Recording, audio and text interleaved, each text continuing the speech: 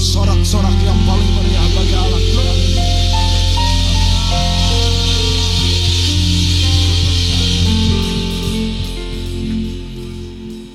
Kami percaya Engkau hadir di tengah-tengah kami ya Tuhan. Janji-Mu 2-3 orang berkumpul Engkau ada. Engkau menyertai kami sampai akhir zaman. Dan hari ini kehadiran-Mu itulah yang mengubah kami.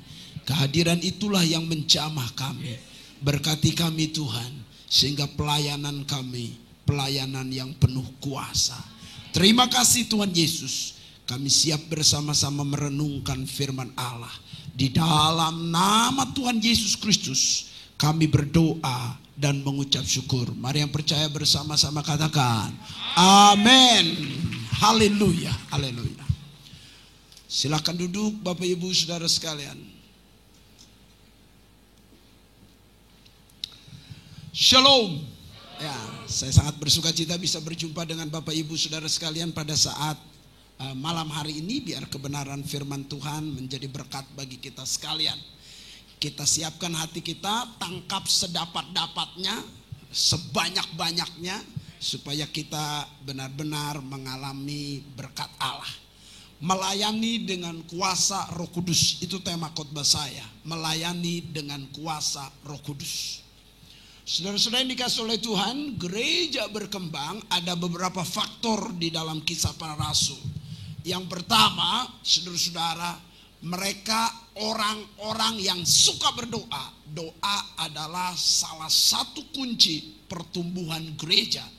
Yang kedua, saudara-saudara, mereka penuh dengan Roh Kudus sehingga mereka punya kuasa. Kuasa untuk bersaksi, kuasa untuk melayani. Bayangkan saja saudara-saudara, Petrus berjalan, bayangannya menyembuhkan orang. Sehingga banyak jiwa menjadi percaya, banyak jiwa bertobat, banyak jiwa tertarik kepada Kristus. Ada orang mati, dia doakan dan sembuh, saudara-saudara. Bangkit kembali. Ada orang sakit mengalami kesembuhan. Ada orang kerasukan, saudara-saudara dilepaskan. Sehingga gereja berkembang secara luar biasa. Gereja diberikan keberanian oleh Roh Kudus untuk bersaksi, untuk melayani. Dan gereja berkembang pesat pada saat ada aniaya. Mereka bertahan, mereka saudara-saudara tersebar ke seluruh daerah, bahkan ke Yudea, ke Samaria, bahkan sampai ke Indonesia, ke ujung bumi saudara-saudara. Ini karena kuasa Roh Kudus dinyatakan bagi kita sekalian. Maka jangan melayani tanpa kuasa Roh Kudus.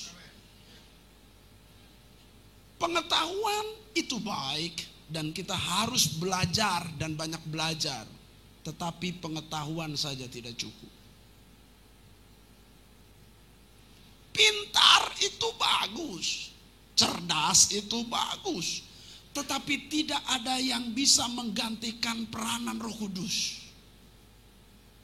Kepintaranmu tidak pernah mengubah orang. Roh Kuduslah yang mengubah hati seseorang. Kepandaianmu tidak bisa membuat mujizat.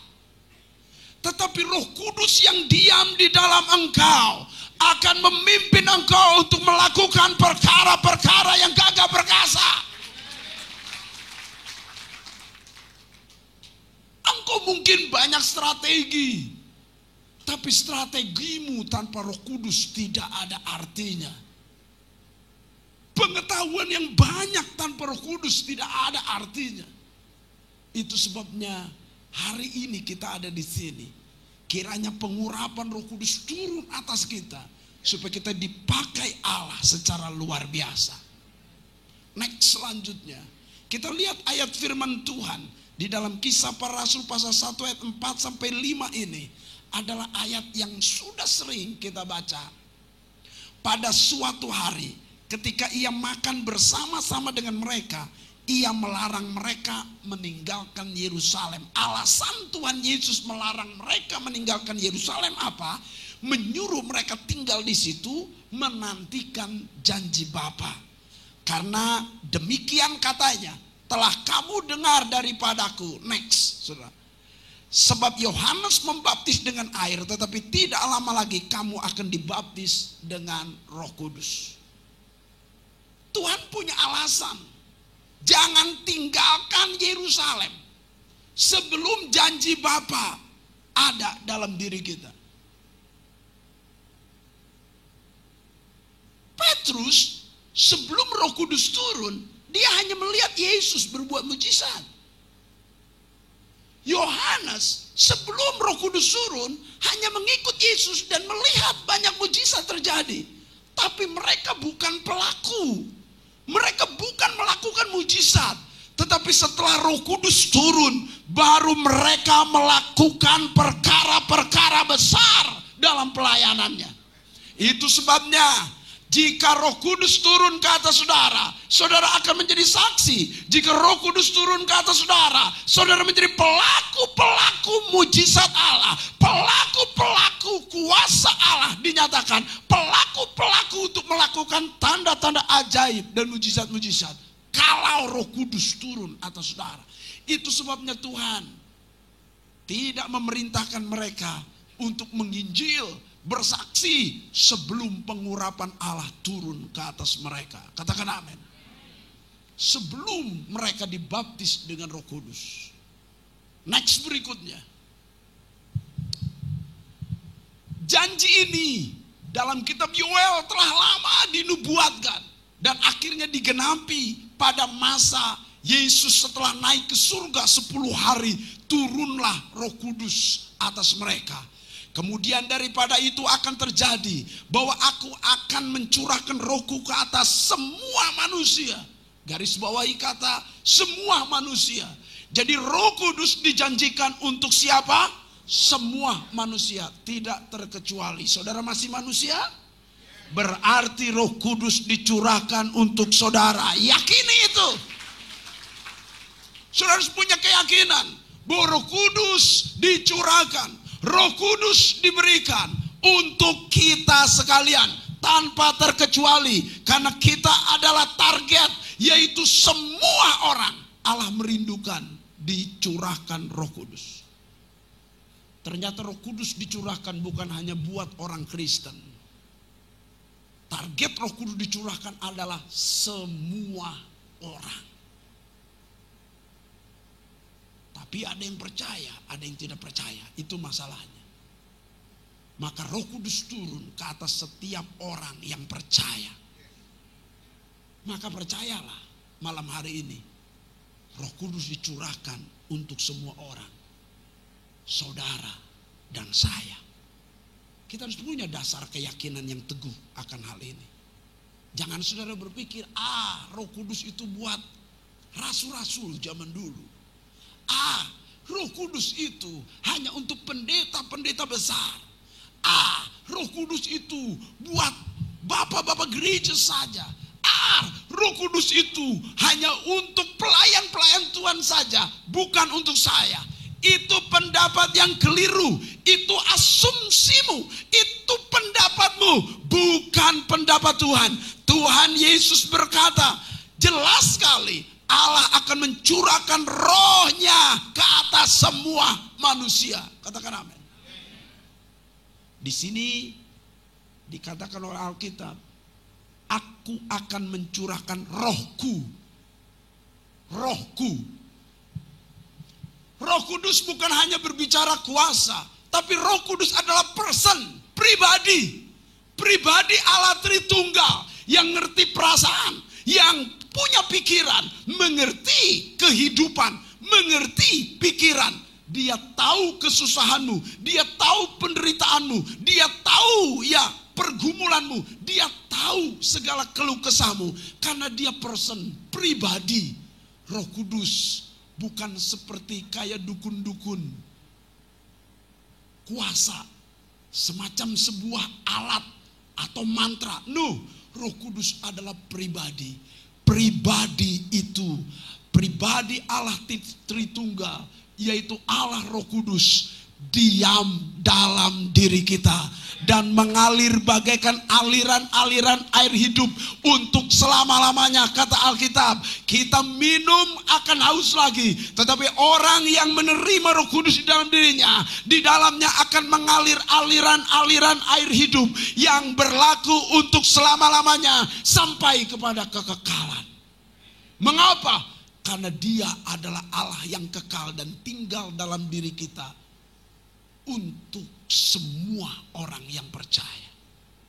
Maka Alkitab katakan, anak-anakmu laki-laki dan perempuan akan bernubuat. Roh Kudus diberikan kepada anak-anak ternyata. Ada banyak pemahaman Roh Kudus diberikan kepada orang-orang besar, orang-orang dewasa. Ternyata target Alkitab, Roh Kudus diberikan kepada anak-anak. Anak-anak sekolah minggu. Alkitab bilang akan bernubuat. Bernubuat itu selain nabi tidak boleh bernubuat zaman perjanjian lama. Tetapi setelah zaman Roh Kudus berkarya pada setiap orang percaya. Anak-anak dipakai dengan karunia kenabian. Apakah itu mungkin? Mungkin. Alkitab yang memberitahu. Pada saat ada baptisan anak-anak sekolah minggu. Anak-anak sekolah minggu penuh dengan Roh Kudus. Dan luar biasa. Anak-anak itu lebih berani daripada orang-orang dewasa kalau menegur. Bahkan bisa menegur papanya. Papa, Tuhan berkata kita harus takut akan Tuhan. Beribadah kepada Tuhan. Jangan berbohong. Waduh, lebih berani. Kenabiannya luar biasa. Dia bernubuat. Bahkan kalau anak-anak, saudara-saudara berbicara, orang-orang tua tunduk. Zaman dulu ada Kaleb, anak kecil, berkhotbah di Istora Senayan. Hanya 8 tahun, penuh dengan Roh Kudus dan berbicara. Anak-anak. Saya pernah, saudara-saudara naik mobil, motor nabrak mobil saya. Tentu saya merasa tidak bersalah. Tapi motor nabrak mobil saya. Udah begitu dia pakai strategi maha benar. Dia langsung turun, dia langsung marah, langsung maki-maki. Itulah strategi. Padahal dia yang salah. Kaca spionnya pecah. Dan dia minta ganti. Ganti Pak, kaca spion saya pecah. 300.000. Saya berkata, kamu sih pemerasan namanya, kamu yang salah kok kamu yang minta ganti, saya bilang. Ya kalau gitu 100.000 aja. Saya senyum-senyum dikit, saudara-saudara. Agak kesel juga saya kasih uang 100.000 itu. Dia yang salah, dia yang nabrak. Saya beberapa kali loh ditabrak bajai dari belakang mobil saya. Lagi berhenti mobil sedang macet di Tanah Abang. Tapi saudara tukang bajai lebih marah. Harusnya saya yang marah. Dia marah. Itulah strategi maha benar. Pokoknya dianggap benar aja. Saya waktu ngasih uang 100.000 itu saya kesal. Campur baur lah. Kesel, jengkel, marah gitu. Anak saya waktu itu Given, anak kedua saya, baru usia 2 tahun. Dia tegur saya, Pi, dia butuh uang. Papi harus kasih aja, memberkati orang itu. Saya diem, anak kecil. 2 tahun nasihatin bapaknya yang sudah banyak pengalaman. Pengalaman ditabrak maksudnya. Tapi sejak itu saya langsung diam. Seakan-akan seperti air disiram ke kepala saya. Terima kasih, Given. Itulah anak-anak. Roh Kudus bisa berbicara kepada anak-anak kecil untuk bernubuat. Itu janji Tuhan. Jadi jangan berpikir, Roh Kudus diberikan kepada pendeta-pendeta besar. No, Roh Kudus diberikan janjinya kepada anak-anak kecil. Sudah letakkan tangan ke atas anak-anakmu di rumah. Supaya dia dipenuhi Roh Kudus. Maksudnya Roh Allah tinggal dalam anak kita. Dan memimpin anak kita. Dia bisa meluruskan generasinya. Katakan amin. Berikutnya, orang-orangmu yang tua akan mendapat mimpi.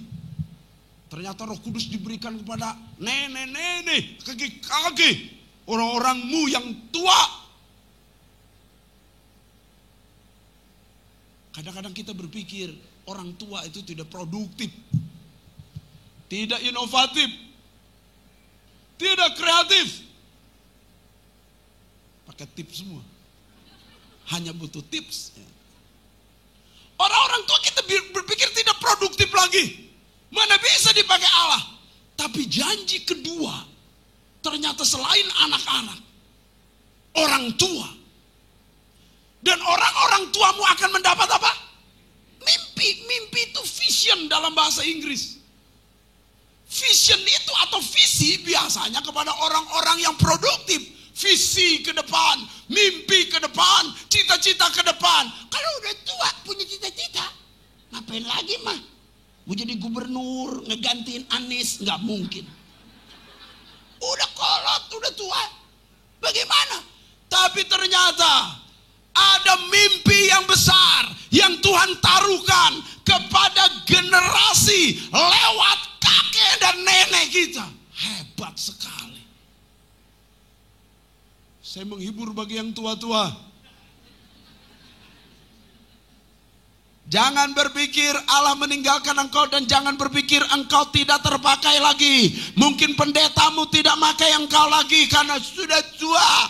Mungkin orang perusahaan tidak pakai lagi karena engkau sudah berumur. Tetapi Allah tetap akan memakai engkau dan memberikan visi baru bagi hidupmu.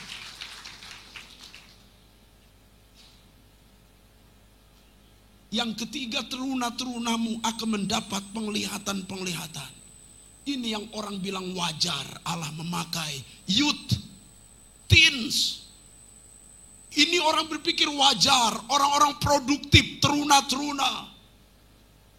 Orang-orang yang kuat, orang-orang yang perkasa akan dipakai Tuhan untuk melihat penglihatan-penglihatan ke depan. Ada sesuatu yang besar yang Tuhan sediakan. Jelas Roh Kudus diberikan kepada siapa? Anak-anak, orang tua, youth atau pemuda-pemudi. 3 generasi Allah rindu pakai secara luar biasa. Dengan kata lain kesimpulannya, kuasa Roh Kudus diberikan tidak dibatasi oleh usia. Usia seberapapun hari ini engkau, umur berapapun hari ini engkau, Roh Kudus disediakan dan diurapi, ditaruhkan, diturunkan atas engkau untuk melayani. Tidak dibatasi usia. Juga ke atas hamba-hambamu laki-laki dan perempuan akan kucurahkan rohku pada hari-hari itu. Hamba-hamba. Agak bagus kalimat bahasa Indonesia. Tetapi dalam kalimat yang sebetulnya dulos, budak-budak. Budak-budak belian. Budak tidak berharga.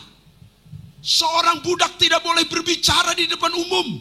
Seorang budak tidak boleh punya suara. Bahkan bagi orang yang membelinya, seorang budak hanya duduk diam melayani. Seorang budak bahkan harus rela dibunuh sekalipun oleh yang membeli budak itu. Budak tidak punya hak apa-apa. Tetapi di mata Allah, Allah mencurahkan khusus Roh Kudus untuk budak-budak. Hebat Tuhan itu. Jelas disimpulkan, Roh Kudus di sini tidak dibatasi oleh status sosial. Engkau mungkin darah biru, yang lain agak kehijauan, kebanyakan darah merah. Yang lain mungkin engkau strata sosialnya tinggi, engkau orang hebat. Mungkin engkau bangga dengan margamu. Aku Simanjuntak. Tahu nggak Simanjuntak berapa? Simanjuntak 2. Yang lain bilang aku Sembiring 5. Sama dari berbagai suku. termasuk India. Mereka punya strata-strata masing-masing, status sosial masing-masing. Tetapi bila Roh Kudus melanda seseorang, Roh Kudus menjamah seseorang, engkau tidak dibedakan. Allah akan pakai kulit hitam, Allah akan pakai kulit putih, Allah akan pakai orang yang dianggap tidak berguna. Budak belian Allah pakai.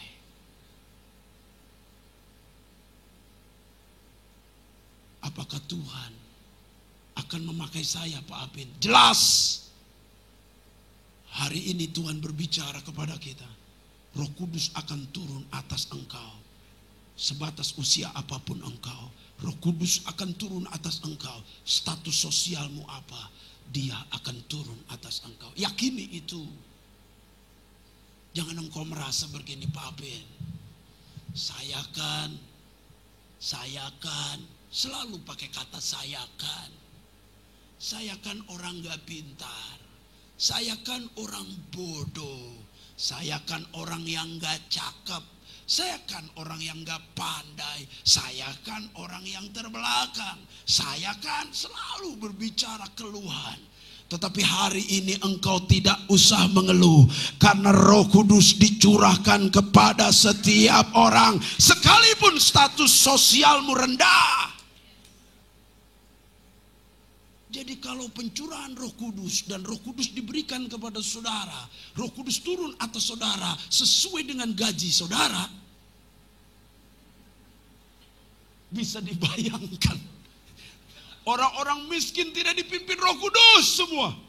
Hanya orang-orang kaya seakan-akan bisa membeli kuasa Allah turun atasnya. No!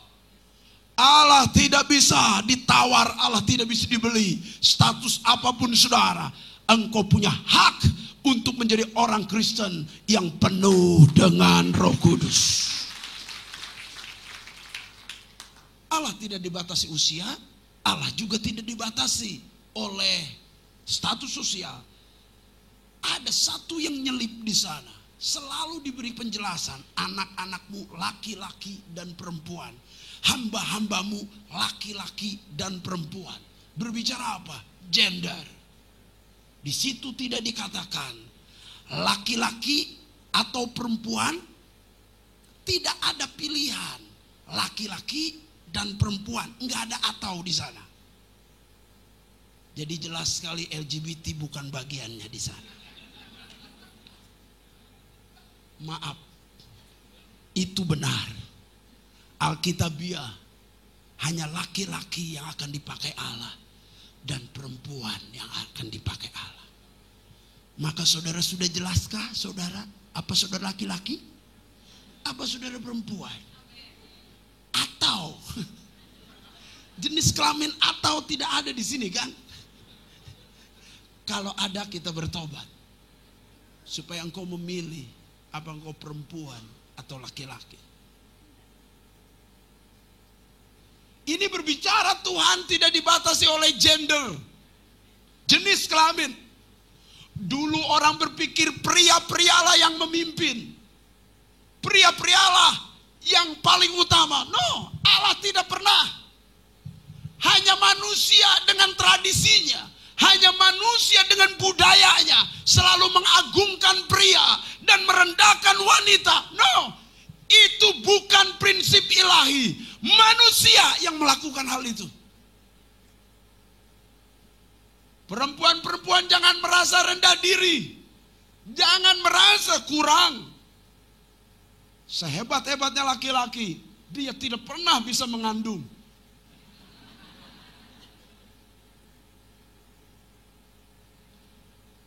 Sehebat-hebatnya laki-laki pernah keluar dari kandungan seorang wanita. Pria-pria jangan sombong.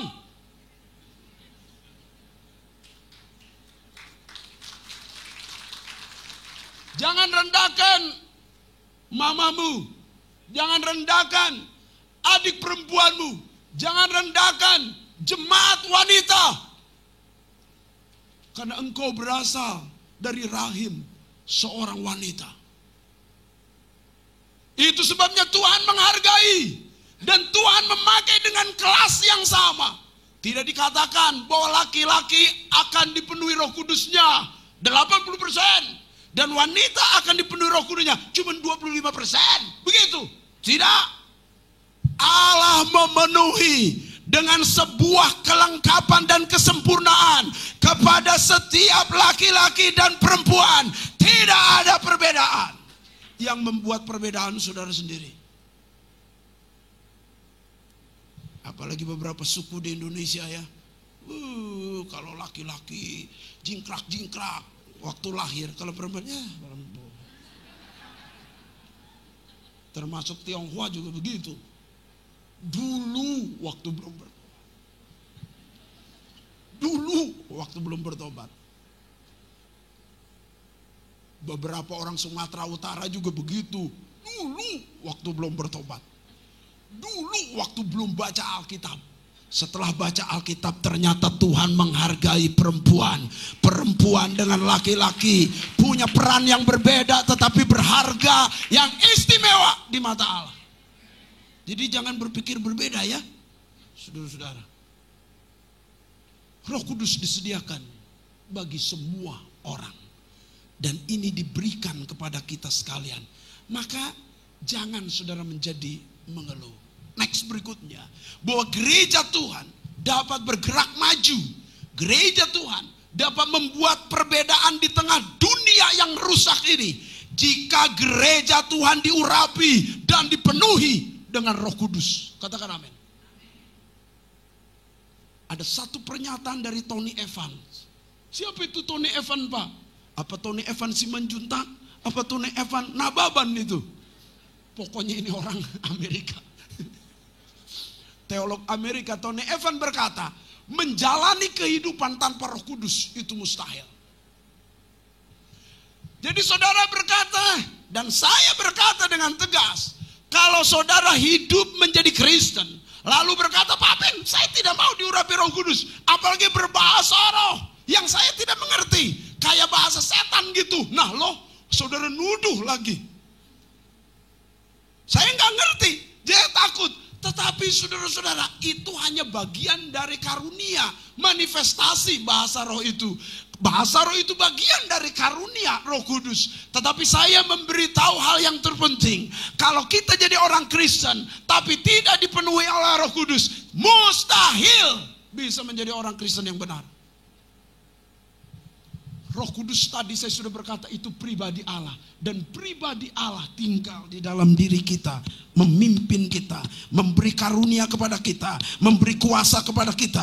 Memberi keberanian kepada kita. Memberi perlindungan kepada kita. Dia menuntun kita. Dia mengajar kita. Dia memimpin kita. Dia menghibur kita. Roh Kudus lengkap dalam diri kita. Dan tinggal dalam diri kita. Kalau tanpa Roh Kudus tidak mungkin kita bisa hidup benar.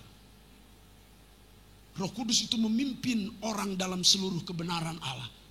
Bagaimana saudara bisa tanpa Roh Kudus? Perhatikan Alkitab ini. Tebal. Siapa yang sudah selesai baca Alkitab? Karena begitu tebalnya sampai saudara tidak suka lihat Alkitab. Apa saudara bisa mempraktekkan ini? Semuanya. Ada 1189 pasal. Engkau bisa praktekkan. Ada 23.173 ayat. Apa saudara praktekkan? Ribuan ayat itu saudara apa? Ribuan ayat itu saudara jalani. Ribuan ayat itu saudara lakukan. Pret. Gak mungkin. Mustahil. Itu sebabnya engkau perlu Roh Kudus. Sehingga engkau berjalan dalam kebenaran firman ini. Tanpa itu engkau tidak bisa. Itu sebabnya Roh Kudus adalah roh pengajar. Roh Kudus adalah roh memimpin kita dalam seluruh kebenaran Allah. Roh Kudus itu disebut roh kebenaran. Roh Kudus itu disebut roh penghibur. Yaitu menghibur kita saat kita menghadapi pergumulan berat. Kehidupan yang dipenuhi Roh Kudus bukan rencana Allah. Kehidupan yang dipenuhi Roh Kudus merupakan rencana Allah bagi semua umatnya. Jadi salah satu programnya Allah adalah saudara penuh dengan Roh Kudus, diurapi Roh Kudus untuk sebuah pelayanan yang besar. Next, kita lihat beberapa contoh. Saudara, ada pemain bisbol namanya Billy Sunday. Hanya pemain bisbol, dipakai dan diurapi Tuhan. Dalam sejarah ia membawa sedikitnya 1 juta orang menerima Yesus. Siapa di sini yang pernah membawa jiwa? Pasti semua pernah membawa jiwa, paling tidak jiwanya sendiri. Tuhan, aku serahkan jiwaku ini. Karena udah capek aku, Tuhan, capek. Begitu putus asa. Jadi dia bawa jiwanya sendiri. Tetapi tidak demikian dengan pemain bisbol Billy Sunday. Ia membawa sedikitnya 1 juta orang. Pada saat Billy Sunday, pemain bisbol, sedang bagus-bagusnya, dia mengenal Yesus. Waktu dia mengenal Yesus, dia berhenti jadi pemain bisbol profesional. Dia betul-betul meninggalkan profesinya. Dia menyerahkan hidupnya bagi Tuhan. Lalu dia buat tenda-tenda untuk khotbah dan melayani banyak orang. Mulai dari ratusan, mulai dari ribuan, mulai dari jutaan orang kumpul. Dan dia berkhotbah secara luar biasa. Pemain bisbol, apa rahasianya sehingga bisa menjangkau 1 juta orang lebih? Billy Sunday, rahasianya sederhana. Bila Roh Kudus turun atas seseorang, Roh Kudus memakai secara luar biasa untuk melakukan perkara-perkara besar. Next, kita lihat contoh lain. Ya, Petrus hanya nelayan, dipakai Tuhan secara luar biasa. Dia 1 kali khotbah, 3.000 orang bertobat. Kita yang hadir tidak sampai 3.000 orang. Tapi Petrus berkhotbah, 3.000 orang. Semua tercengang. Kenapa tercengang? Bukan ahli Taurat, tidak sekolah Taurat. Dia hanya nelayan yang mereka pikir hanya tahu tentang apa? Ikan, lautan, ombak, perahu yang bocor. Hanya sekedar itu. Tetapi dia berkhotbah dengan lantang, penuh kuasa, berkhotbah dengan urapan Allah, sehingga semua orang berteriak berkata, apa yang kami lakukan? Apa yang harus kami lakukan? Lalu Petrus berkata, bertobatlah, serahkan dirimu kepada Tuhan, dan Roh Kudus akan turun ke atasmu. Karunia-karunia Allah akan memenuhi engkau. Itulah Petrus. Mengapa Petrus dipakai Allah secara luar biasa? Jawabannya sederhana. Kuasa Roh Kudus memenuhinya. Sama dengan Asomono, penginjil Afrika, buta huruf, tidak bisa baca.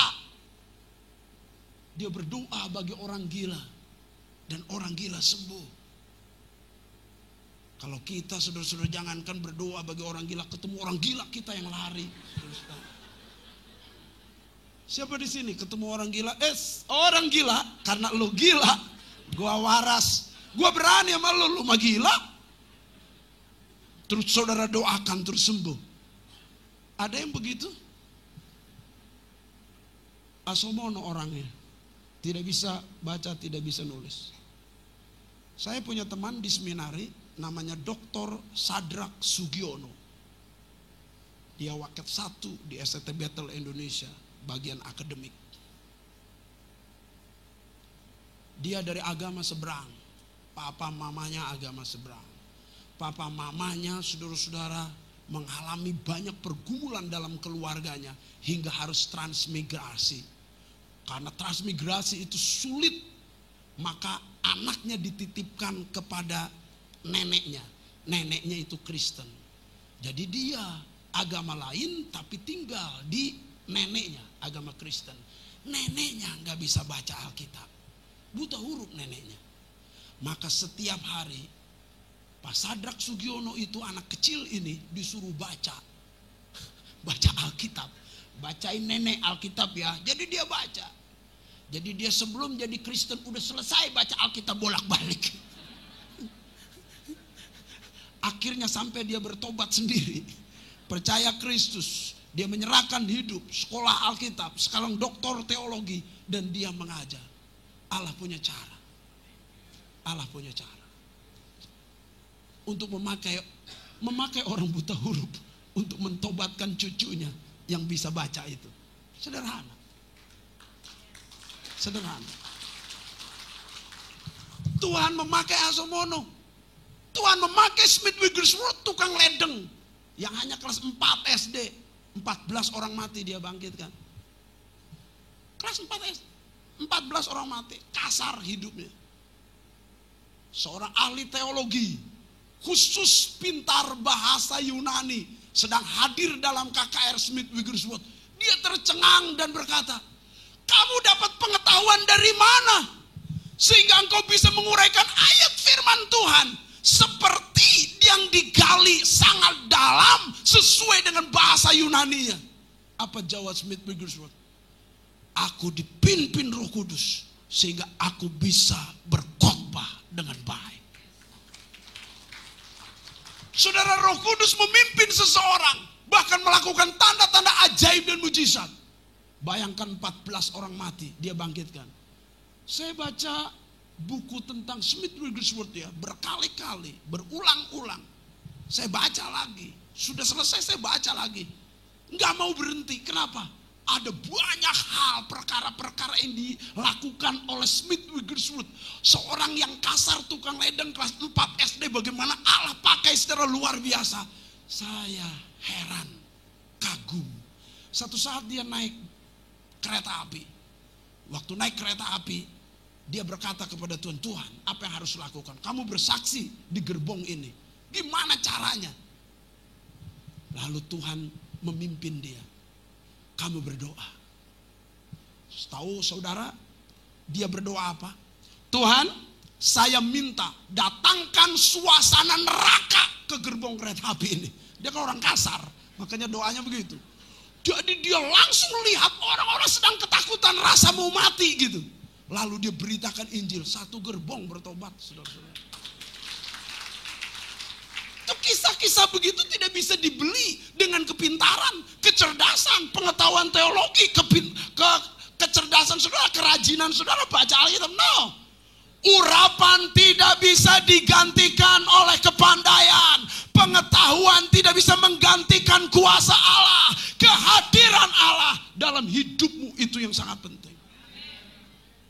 Sama halnya dengan D.L. Moody, seorang penginjil yang tidak berpendidikan tinggi juga, saudara-saudara, membuat begitu banyak mujizat. Satu saat ada orang mengejek D.L. Moody. D.L., kamu khotbah seperti anak sekolah minggu, jelek sekali.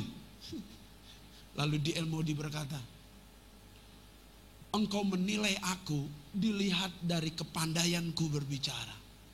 Lihatlah, yang lumpuh dapat berjalan, yang buta dapat melihat, yang tuli dapat mendengar. Apakah engkau tidak melihat itu?